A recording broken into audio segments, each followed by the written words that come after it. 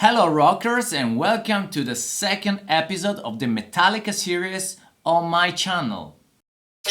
Studio UK. Do you wanna know why Kill 'Em All has been called in that way? Do you wanna know what happened to the bass guitar on And Justice for All? Just stick with me because we are gonna talk about this and other facts in this video. Give me fuel, give me fire, give me another Genesis! If you haven't seen the first episode yet, you can go and check it out on this link here. Let's start with a bit of a recap.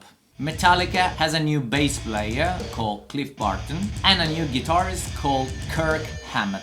They are now living in San Francisco, yes, because if you remember the first episode, Metallica were based in Los Angeles, but they decided to move to North California to meet and play with the great bass player Cliff Burton.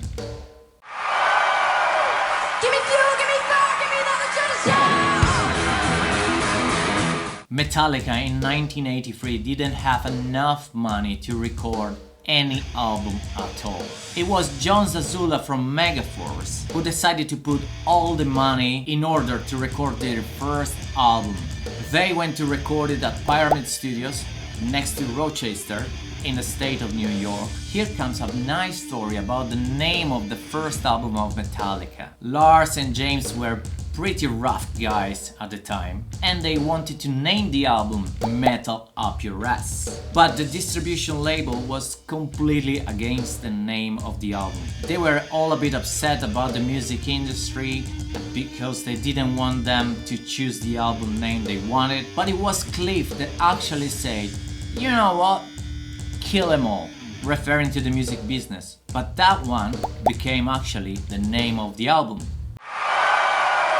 Give me fuel, give me fire, give me another Genesis! Kill 'Em All was a complete success, and after that the band started a huge tour around US. All this success brought them a lot of joy as well as a lot of alcohol. One night they've been invited by King Diamond himself to join Merciful Fate on stage. Let's consider that Merciful Fate at the time they were a huge respect to Metallica. Kirk Hammett jumped on stage drunk as fuck and managed to let King Diamond himself falling on the floor. Apparently King Diamond was not upset about what happened to him on stage, but James, Cliff and Lars decided to tell to Kirk a different story. They told him that King Diamond was furiously upset with him. So we are talking about 16 years later. He met again King Diamond on a party and gave his apologies for what happened on stage that night. King Diamond understood that James, Cliff and Lars got him with a joke, explaining finally to Kirk that he wasn't upset at all.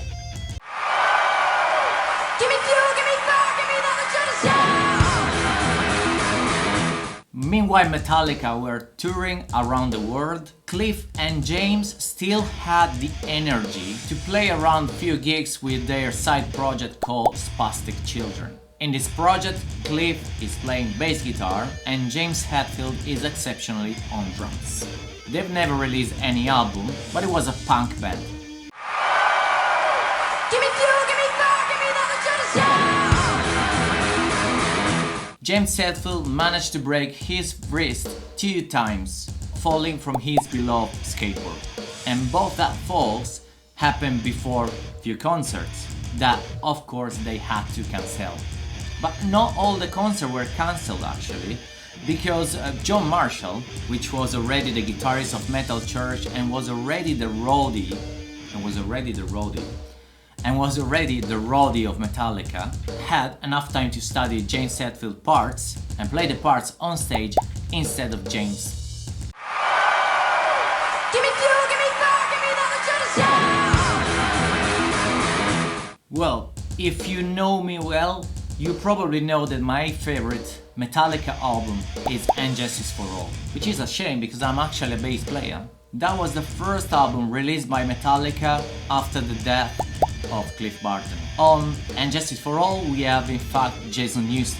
What happened to the bass guitar on And Justice for All? To answer that, we have to do a little bit of step back. James and Lars were proper bullies with Jason Newsted. They basically started to do the audition one day after the funeral of Cliff Burton. During the recording, Jason Newsted was left basically completely alone. He had to record the album in 2 days, in only 2 days. You have listened to Justice for All, right? It's not that easy. So, Jason had only 2 days to record the entire album, and despite Jason is a great bass player, there were few mistakes, but they didn't care at all about the bass parts. What happened then, that Lars asked to the audio engineer to put the bass guitar as low as possible. And after that, Lars and James decided to put it even a bit more low. And we all know the result, isn't it? Give me fuel, give me fire, give me another Genesis! Of course, there are more and more things to say about Metallica. If you love to hear that, just let me know on the comment below, and I can bring to you maybe the third part of this Metallica series. So, thank you very much people for watching this video. Thank you very much to my patrons Lucio, Dominic and Patrick. Thank you very much, rockers. If you enjoyed the video, don't forget to smash a like, leave a comment down below, subscribe to my channel, and I'll see you the next Wednesday for a new video. Cheers! Game! But the distribution label James Hetfield managed to break hers. One night they've been invited to King Diamond. Of course there are more. TEBE Studio UK.